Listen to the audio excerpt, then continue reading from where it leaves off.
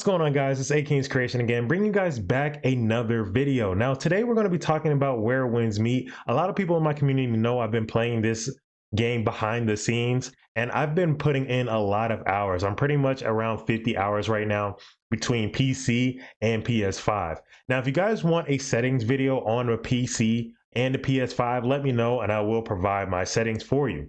Other than that, I want to showcase a full build that I've been using since the beginning of the game, as well as leveling it up, upgrading it, because I want to go ahead and talk about one weapon right now. That is the fan that heals you. We're going to go ahead and break it down so you guys can see exactly what I'm talking about. And you can get this fan at the very beginning of the game, right after learning the Tai Chi from the bear. On the left side of the bear, there's going to be a side quest where you're allowed to choose this as a reward.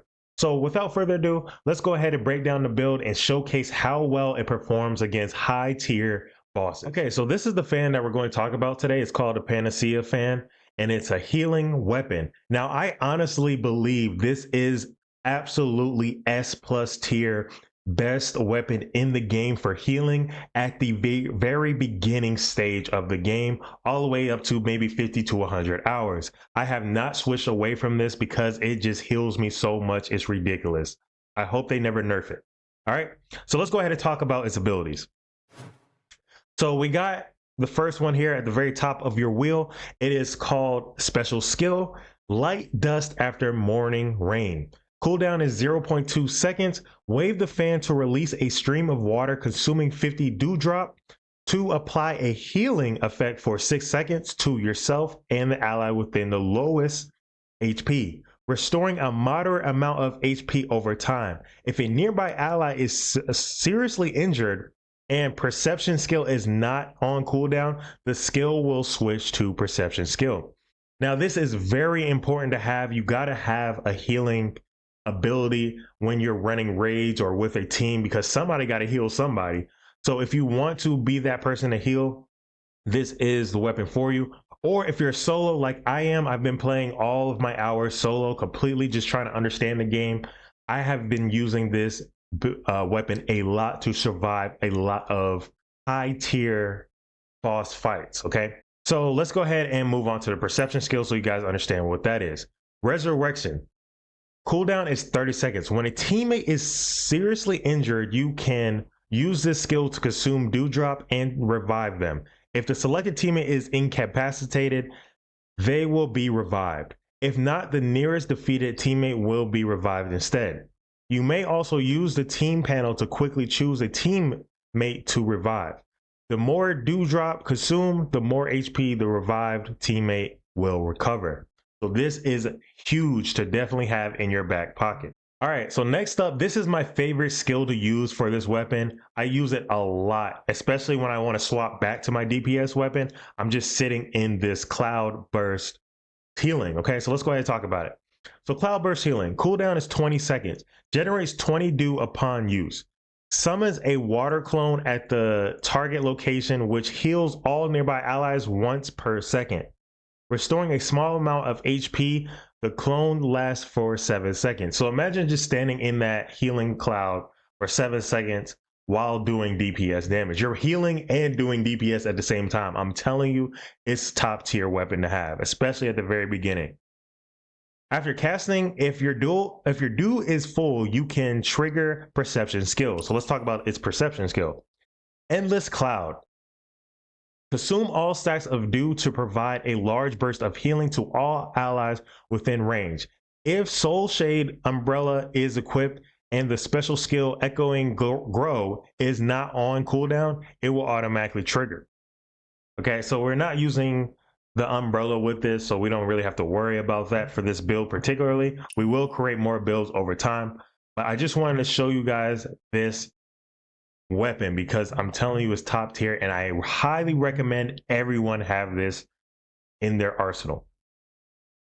So as you guys can see, I leveled it up to 55. I haven't done martial arts breakthrough yet. I will eventually put this all the way up to 60, but I wanted to showcase to you guys this ability. Now let's talk about my DPS weapon for a second. So this is my melee DPS. Now this is the spear you can start off the game with. I love using this spear. I am going to switch to either the Stormbreaker spear or the Heaven Quaker spear eventually. But right now I want to go ahead and max these two out because these are what you can get at the beginning of the game. And I promise you it will carry you through most of the boss fights if you know what you're doing. I will show you guys some examples shortly. All right, so we got the Nameless Spear. Let's go ahead and talk about it. So for its skills, we got the Crusher skill. Okay, it's on cooldown is 1 second. Thrust a spear forward with crushing force, dealing high damage. Enter unrivaled state upon hitting an enemy. So I definitely like using this immediately so I can get into that unrivaled state. Next up, we got the lock skill.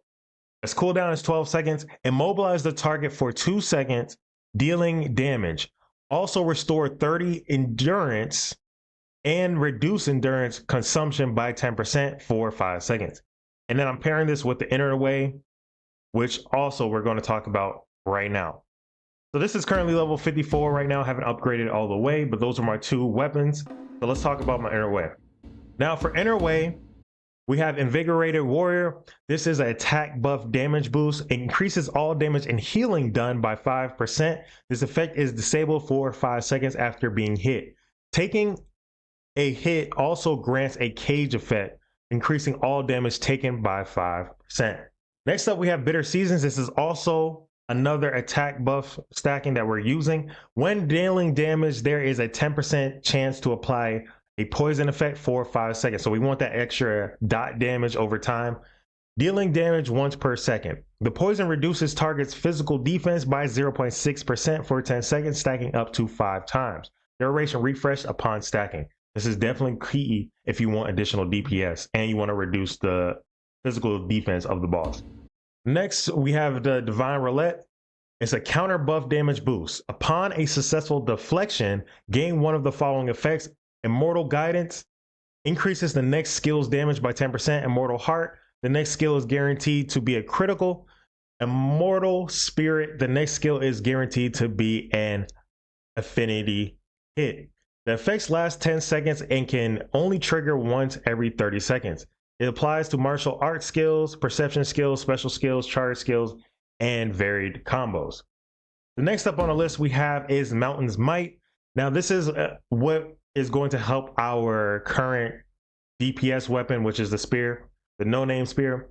Its martial art skill, the lock ability grants endless gale effect, increasing the endurance cost reduction to 20% for 5 seconds.